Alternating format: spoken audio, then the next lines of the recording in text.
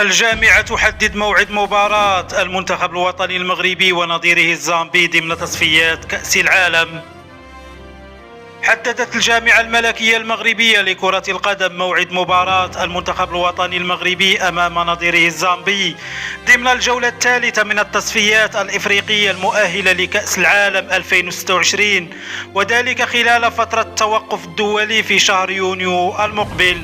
هذا وسيواجه المنتخب الوطني المغربي نظيره الزامبي يوم الجمعة السابع من يونيو المقبل على الساعة 8 مساء على ملعب أكادير الكبير الذي استضاف مباراتي الأسود في مارس الماضي بعد إغلاق أغلب ملاعب المملكة الرئيسية لأعمال الصيانة والإصلاح.